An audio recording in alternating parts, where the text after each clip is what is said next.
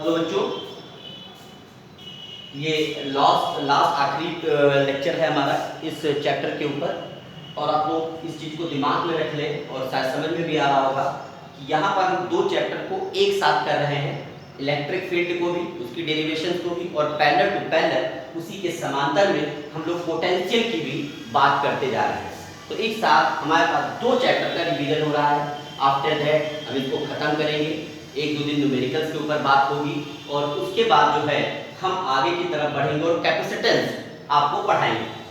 फिलहाल यहाँ पर बात करनी है नॉन एक्सियल कंडीशन की इलेक्ट्रिक फील्ड के लिए। तो मान लेते हैं एक हमारे पास बेटा -q और +q चार्ज का वैद्युत द्विध्रुव इलेक्ट्रिक डाइपोल रखा हुआ है जिसका मिड पॉइंट O है और ये डिस्टेंस जो है LL है। इस मिड पॉइंट से परपेंडिकुलरली उसके ऊपर लंबवत ऊपर P पॉइंट है जो कि इससे r डिस्टेंस पर है, जहां पर हमें वैद्युत क्षेत्र की तीव्रता मतलब इलेक्ट्रिक फील्ड इंटेंसिटी को डिस्क्राइब करना है। तो सबसे पहले इसके लिए -q के लिए निकालेंगे। तो क्या लिखेंगे? Electric field due to a -q charge, है ना, -q चार्ज के लिए निकालेंगे। ओके, तो क्या लिखेंगे? E1 is equal to 1/4 pi epsilon, यहां से यहां तक की डिस्टेंस AP, तो AP स्क्वायर, मगर यहां पर डायरेक्शन भी बतानी है। तो आप लोगों को पता होगा कि अगर माइनस चार्ज है तो इनवर्ड डायरेक्शन में मतलब चार्ज की तरफ वैद्युत क्षेत्र की तीव्रता इलेक्ट्रिक फील्ड होती है। मतलब यहां पर जो डायरेक्शन होगी E1, उसकी डायरेक्शन E1 अंदर की तरफ होगी, मतलब P से A की तरफ होगी। समझ रहे हैं मेरी बात? इसी तरीके से इलेक्ट्रिक फील्ड किसके लिए निकालना चाह रहे हैं हम लोग? ड्यू टू +q चार्ज, इस वाले चार्ज के लिए। तो similarly E2 is equal to 1/4 pi epsilon naught q upon BP, यहां से यहां तक की डिस्टेंस बच्चों कितनी है? BP, तो BP स्क्वायर यही बनेगी, मगर यहां पे भी डायरेक्शन आपको लिखनी है। +q चार्ज के लिए जो इलेक्ट्रिक फील्ड होती है वो बाहर की तरफ होती है, मतलब पॉइंट से बाहर की तरफ। तो पॉइंट से बाहर की तरफ इधर E2 होगा, मतलब B से P की तरफ होगा, तो BP। ओके, अब आपको यहां से समझ में आ रहा होगा AP स्क्वायर BP स्क्वायर ये दोनों सिमिलर हैं, एक जैसे हैं, मुझे बताने की जरूरत नहीं है। r square plus l square, क्योंकि पाइथागोरस प्रमेय लगा देंगे, थ्योरम लगा देंगे। यहां पर अगर इसकी बात करें और ये थीटा है बच्चों, तो यहां पर हॉरिजॉन्टल लाइन ड्रॉ करें, क्षैतिज रेखा बनाएं, तो अगर ये थीटा है तो ये वाली वैल्यू भी क्या होगी? थीटा, अल्टरनेट एंगल, है ना? क्या होते हैं? अल्टरनेट, एकांतर कोण, ये थीटा है। तो E2 जो है, E1 जो है, ये वाला, ये दो पार्ट में डिवाइड हो जाएगा, हॉरिजॉन्टल कंपोनेंट और वर्टिकल कंपोनेंट, दैट मींस क्षैतिज और ऊर्ध्वाधर घटक। जो थीटा के साथ लगा हुआ होता है वो cos वाला होता है, आपको मालूम है, तो E1 cos थीटा होगा। इस तरफ बच्चों जो आएगा इसका परपेंडिकुलर, वो क्या होगा? E1 sin थीटा है। क्लियर? ये बात हो गई। इसी तरीके से अगर ये भी थीटा होगा, क्योंकि इक्वेटोरियल की बात कर रहे हैं, तो यहां पर इधर जाएंगे तो ये वाला एंगल भी क्या होगा? थीटा होगा, है ना, करस्पॉन्डिंग एंगल। तो ये अगर थीटा है तो इसके भी दो कंपोनेंट होंगे। इस तरफ जो थीटा के साथ लगा हुआ आएगा E2 cos कंपोनेंट आएगा, और इसे परपेंडिकुलर ऊपर की तरफ E2 sin थीटा आएगा। ठीक है, तो आपको दिखाई दे रहा होगा E1 और E2 sin थीटा एक दूसरे के अपोजिट भी हैं और इक्वल भी हैं, जो एक दूसरे को कैंसिल करेंगे, मतलब रिजल्टेंट जो होगा वो इस तरफ डायरेक्शन में आएगा। That means E1 cos theta plus E2 cos theta जो होगा, और यहां P पॉइंट पर रिजल्टेंट परिणामी होगा। तो E रिजल्टेंट अगर निकालेंगे तो क्या निकालेंगे, कौन कौन सा होगा, E1 cos theta plus E2 cos theta, यही आएगा। E1 E2 की वैल्यू आपको दे रखी है, cos थीटा की वैल्यू आप निकाल सकते हैं। E1 क्या दे रखा है, 1/4 pi epsilon naught q upon AP square, and we can write AP square equal to R square plus L square. Similarly cos theta है, ठीक है, cos थीटा की वैल्यू अगर निकालना चाहें तो ये थीटा है, ये परपेंडिकुलर है, ये हाइपोटेन्यूज निकाल लो तो R square plus L square. cos theta की वैल्यू बच्चों क्या आएगी, बेस अपॉन हाइपोटेन्यूज होती है, मतलब L upon under root R square plus L square होती है, रख सकते हैं यहाँ पर, है ना। तो ये क्या आएगी, L upon under root R square plus L square. Common sense लगाइए, ये भी वैल्यू वही होगी, फिलहाल लिख देते हैं आपके लिए।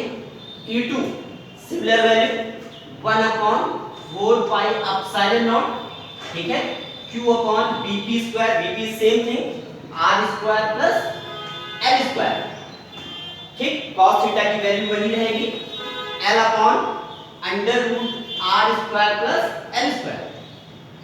समझ रहे हैं, दोनों सिमिलर है तो 2 टाइम्स लिख सकते हैं। E is equal to 2 times 1/4 pi epsilon, 2 times सब कुछ बाकी तो सेम ही है, तो QL। ये देखिए दोनों के एक साथ लिखना चाहें तो हमें लगता है हम लोग कुछ ऐसा लिख सकते हैं, पावर 3/2। अब आप बताने की जरूरत नहीं, मैथ आप लोगों को आती होगी। 1/4 पाई एप्सिलॉन नॉट, यहां पर अगर आप देखें तो 2QL, आपको पता है P की वैल्यू होती है 2QL, P लिख सकते हैं इसकी जगह पर। नीचे R square plus L square की होल पावर 3/2। बात हो चुकी है हम लोगों की कि जो R है this is the greater than L, तो आप L स्क्वायर की वैल्यू को नेगेटिव ले सकते हैं, तो यहां से वैल्यू आएगी 1/4 pi epsilon P upon R square की होल पावर 3/2, ये कैंसिल हो जाएगी, तो यहां से इलेक्ट्रिक फील्ड आएगी 1/4 pi epsilon P upon R3। समझ रहे हैं बच्चों, ये हमारे पास आएगा। इसी के आगे हम आगे एक्सटेंड करेंगे यहीं पर ही पोटेंशियल को, हम अभी पोटेंशियल की बात भी इसी के ऊपर आपसे करेंगे, सेम टू सेम इसी तरीके से, ठीक है। अभी आपको तुरंत समझ में आ जाएगा। शुरू करते हैं, पोटेंशियल की बात भी एक साथ कर लेते हैं, ठीक। तो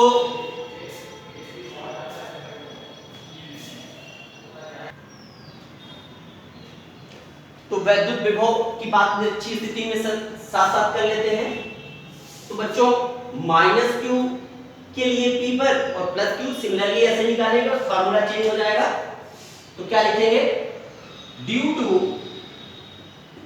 -q चार्ज,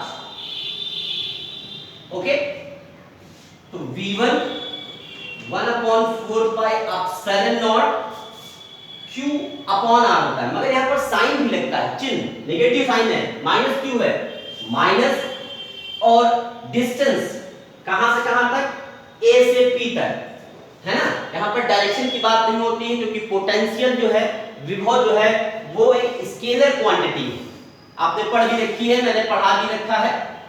तो यहां से यहां तक की डायरेक्शन आपको पता है, क्या दे रखी है, this is the under root R square plus L square, equation number first.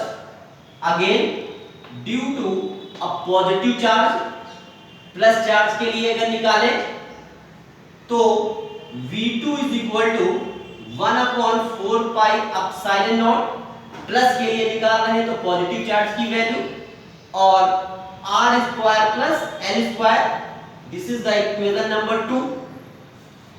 Total resultant V की बात करें, नेट V, तो V1 प्लस V2 होता है, बट आप देख सकते हो दोनों अपोजिट और इक्वल हैं, तो वैल्यू क्या आएगी 0।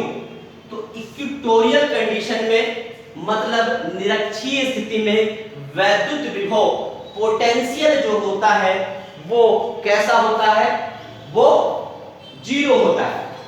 कुछ नए बच्चे हैं, हो सकता है पोटेंशियल की बात ना समझते हो, मैं आपको बता दूं, फिर से एक बार याद दिला दूं।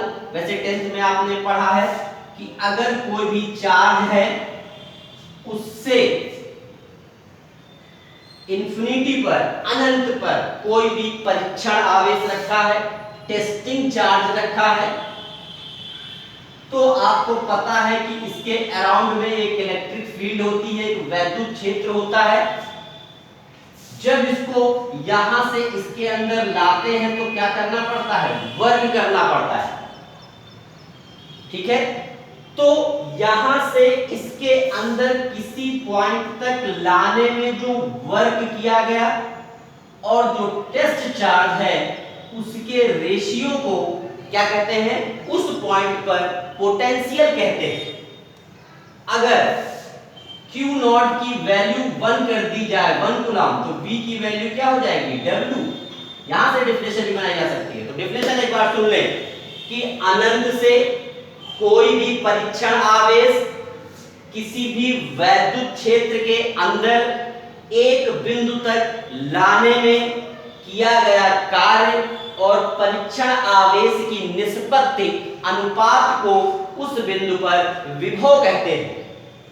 Similarly, in English medium, the ratio of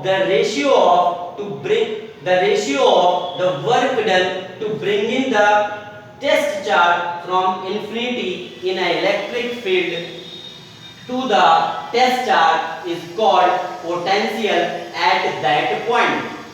अगर इस वाले से डिफिनेशन बनाएं तो यहाँ पर यूनिट चार्ज है, मतलब एकांक परीक्षण आवेश को अनंत से एक वैद्युत क्षेत्र के अंदर निश्चित बिंदु तक लाने में किया गया कार्य उस बिंदु पर विभव कहलाता है। That means the work done to bringing the unit positive test charge from infinity to the point in electric field is called potential at that point। वैसे आप टेंथ में ये सब पढ़ चुके हो, इसकी यूनिट वोल्ट होती है, ये सब मालूम है, तो आपको उम्मीद है ये समझ में आ गया होगा। नेक्स्ट वीडियो में कल जो हमने आप लोगों को वर्क दिया था उसके बारे में बात करेंगे और उसका वीडियो आपको हम देंगे, ठीक है। ओके, थैंक यू बच्चों।